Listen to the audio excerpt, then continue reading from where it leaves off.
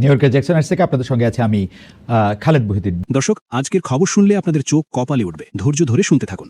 যারা কাগজ টোকাতো, যারা পলিথিন টোকাতো, যারা বোতল টোকাতো, 2 লক্ষ টোকাই নাই হয়ে গেছে। মিসিং হওয়ার পিছনে কারণটা কি ছিল? এই জামায়াত শিবির একটা এনজিওর মাধ্যমে এদেরকে বিভিন্ন জায়গায় নিয়ে গেছে, নিয়ে তাদেরকে সেবা দিচ্ছে, খাবার দিচ্ছে, রেখেছে, ট্রেন্ড আপ করছে, তারপরে মিছিল মিটিং এ মুহূর্তের ভিতরে লক্ষ লক্ষ লোক নিয়ে আসতেছে তারা। এবং এখন যারা কাজ করতেছে এখন পর্যন্ত ওই 2 লক্ষের একটা বিশাল একটা অংশ মিছিল মিটিং এ কাজ করতেছে। এটা হলো তাদের এক্সট্রা অক্সিলারি ফোর্স। এই জামায়াত শিবির যদি তারা ক্ষমতা আসতে পারে, রাতের আধারে হাজার হাজার ছেলে, হাজার হাজার যুবককে তারা মেরে ফেলবে, জবাই করবে, রক কেটে ফেলবে। আমি দৃঢ়ভাবে বিশ্বাস করি। আমাদের দেশের বাচ্চা বাচ্চা ছেলেদেরকে সত্য কথা বলা হচ্ছে না মাদ্রাসাতে, তাদেরকে উল্টো বোঝানো হচ্ছে, নামাজ রোজার কথা বলা হচ্ছে, কিন্তু ওদেরকে ইউজ করতেছে মিছিলে মিটিং এ। এই বাচ্চাগুলো পড়ার কথা, বাচ্চারা তাদের ভবিষ্যৎ, বাবা মার ভবিষ্যৎ, তাদেরকে নষ্ট করে ফেলা হচ্ছে। আমরা বিস্কুট পাইলে কি জিয়ার সৈনিক, জামাতের লোক, বঙ্গবন্ধুর লোক, আর বিস্কুট না পাইলে চালার মারে বাপ, এটা অনেক করুম না। এটা বাস্তব কথা ভাই। শেখ হাসিনা বলে গেছিল যে 10টা হুন্ডা 20টা গুন্ডা, নির্বাচন ঠান্ডা। এটা কিন্তু প্রতিটা দলেই করবো, কোনো দল বাদ নাই। প্রতিটা দলে সন্ত্রাস আছে, প্রতিটা দলে চাঁদাবাজ আছে, প্রতিটা দলে আওয়ামী লীগ বাদ নাই, বিএনপি বাদ নাই, জামাত বাদ নাই, এনসিপি বাদ নাই। আমি যে বলতেছি আমার যে একটা ক্ষতি হবে, আমি এগুলো চিন্তা করি না, কারণ আমি তো সাধারণ জনগণ, আমার তো বাঁচতে হইব, এবং আমার মতো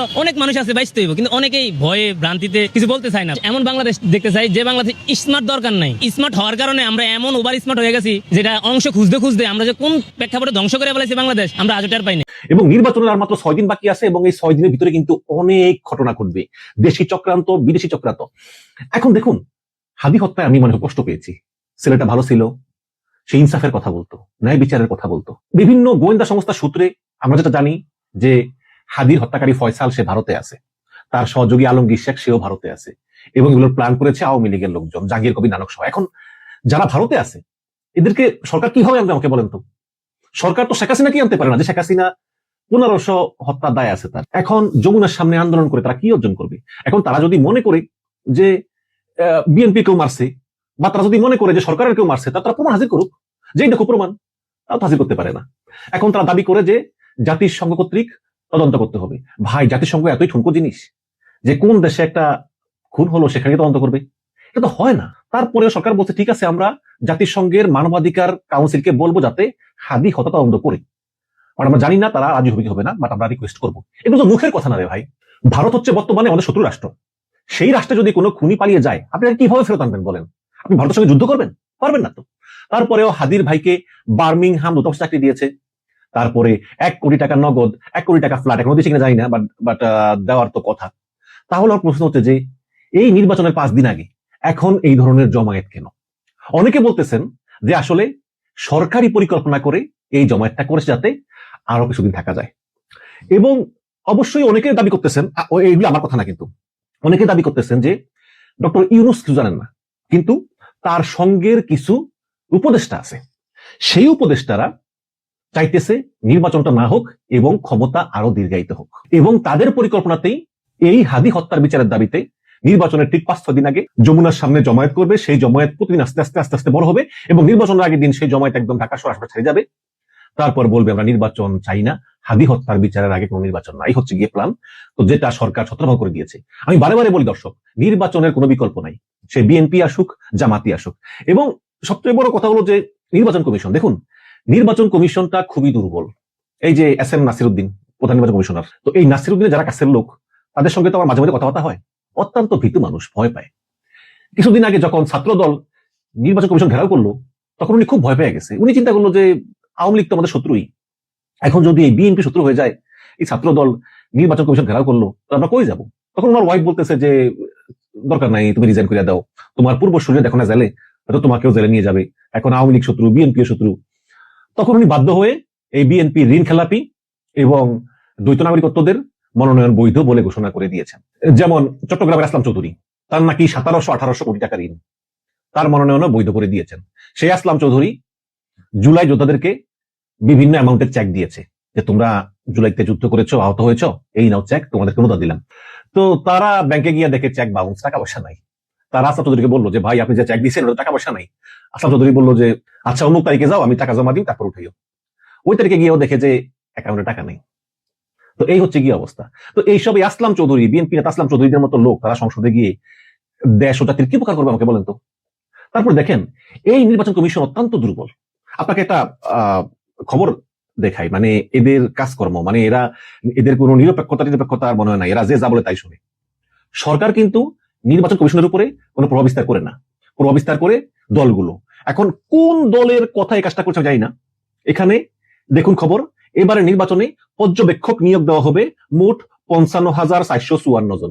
আমরা তো জানি যে আওয়ামী লীগের আমলে সেই নাজমুল হাসান কলিমুল্লাহ, তারপরে মাওলানা আবেদ আলী, এরা এই পর্যটক, ভুয়া পর্যটক নিয়োগ করে বলতো নির্বাচন অত্যন্ত সুষ্ঠু হয়ে যাচ্ছে। এমনকি যারা বিদেশি নাগরিক আসতো বেড়াতে, টুরিস্টে, তাদেরকে টাকা দিয়ে বিদেশি পর্যটক বানিয়ে দিত, বলতো হ্যাঁ কেনাডার পর্যটক, তো সে জানেই না কিছু। বলবো ওই বিদেশি নাগরিককে বলতো তুমি শুধু বিভিন্ন কেন্দ্রে যাইবা আর হাসবা আর মুখ লড়াইবা, এতেই হবে।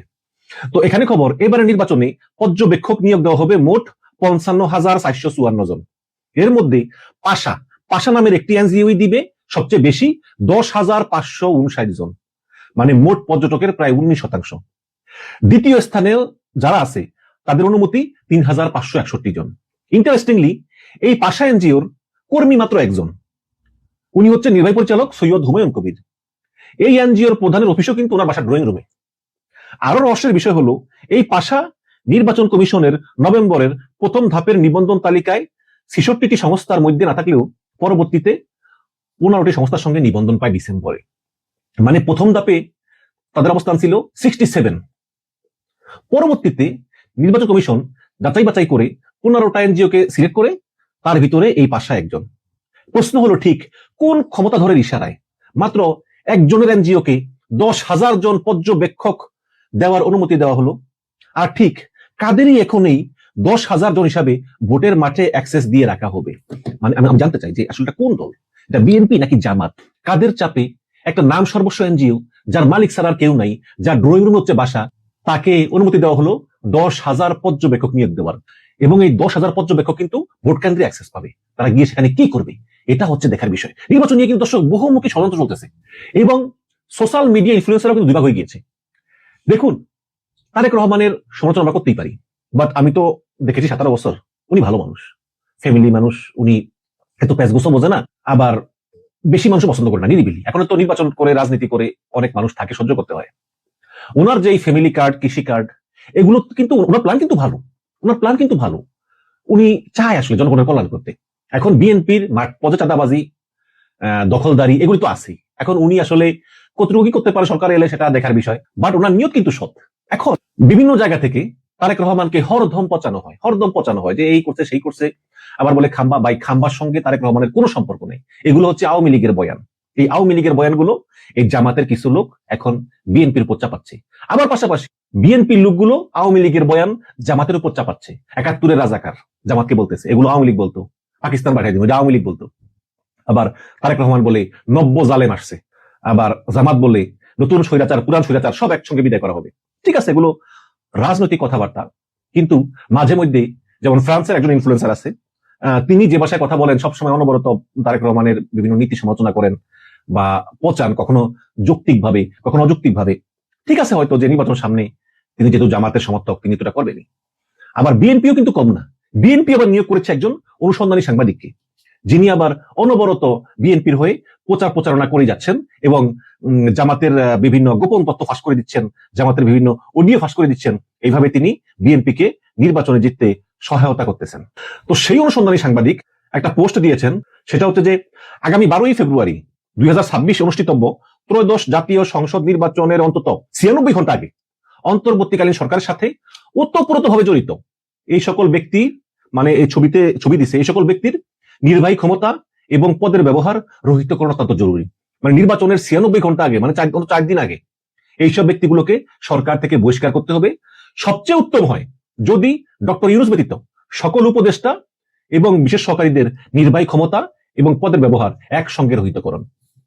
আমার মনে হয় যে সেনাবাহিনী এবং বিএনপি যা চিন্তা করে তাই কিন্তু এখন এই অনুসন্ধানী সাংবাদিকের মুখ থেকে বের হয়। হ্যাঁ, তারা নিজেরা না বললেও, কাজে যদি নির্বাচনের 1-2 দিন আগে বিএনপি গো ধরে বসে যে এটা করতেই হবে, ইউনূস ছাড়া আর কেউ থাকবে না, অসম্ভব কিছু না। কিন্তু আরো লিখেছে, এখানে এমন দুজন ব্যক্তি রয়েছেন যারা অন্তর্বর্তী সরকারের সাথে অফিসিয়াল ক্যাপাসিটিতে যুক্ত না থাকা সত্ত্বেও সরকারের গুরুত্বপূর্ণ ব্যক্তিবর্গের সঙ্গে ঘনিষ্ঠ যোগাযোগ রক্ষা করেন এবং প্রভাব বিস্তারে সক্ষম।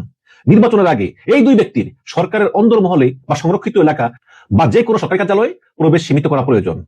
নির্বাচনী কার্যক্রম সুষ্ঠুভাবে সম্পাদনের সাথে সম্পৃক্ত সকলের এই বিষয়ে দৃষ্টি আকর্ষণ করছি।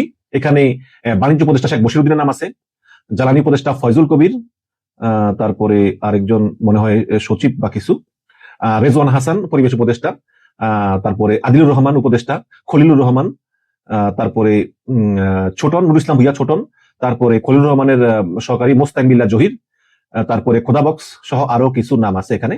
তো এদেরকে বাদ দিতে হবে, এটা বলতেছেন অনুসন্ধানী সাংবাদিক, যিনি বর্তমানে সেনাবাহিনী এবং বিএনপির খুবই আস্থাভাজন হিসেবে পরিচিত। তো এই দর্শক, এই হচ্ছে কি অবস্থা।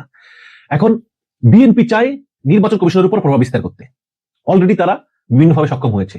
ওদিকে নির্বাচনের মাঠে বাকযুদ্ধ, মানে সকল পর্যায়ে অতিক্রম করেছে। তারেক রহমান তো জামায়াতের আমিরের অ্যাকাউন্ট হ্যাক হয়েছে বলতে রাজি না। তিনি বলতেছেন যে দেখো দেখো মিথ্যা কথা বলে নারীদের অধিকার দিবেন, এরকম। ঠিক আছে, নির্বাচনের মাঠে এগুলো হয়, এগুলো বলতেই পারে। বাট কিছু কিছু ক্ষেত্রে দেখা যাচ্ছে যে সরাসরি আওয়ামী লীগের লোকজন বিএনপি কে সাপোর্ট করতেছে এবং যদি বলতেছে 48% আওয়ামী লীগের লোক বিএনপি কে ভোট দিবে, এবং একটা মোটামুটি নির্দেশনা কিন্তু ভারত থেকে আসতেছে। শেখ হাসিনার দিক থেকে না এলেও মাঝারি পর্যায়ের আওয়ামী লীগ নেতা যারা ভারতে পালিয়ে আছেন, তারা তাদের নেতা কর্মীদেরকে বলতেছেন যে তোমরা যারা বাংলাদেশে আসো, তাদের টিকে থাকার স্বার্থে, নিরাপত্তার স্বার্থে ইচ্ছা করলে তোমরা বিএনপি কে সমর্থন করতে পারো, যদি সেই বিএনপি প্রার্থী তোমাদের নিরাপত্তা নিশ্চিত করে।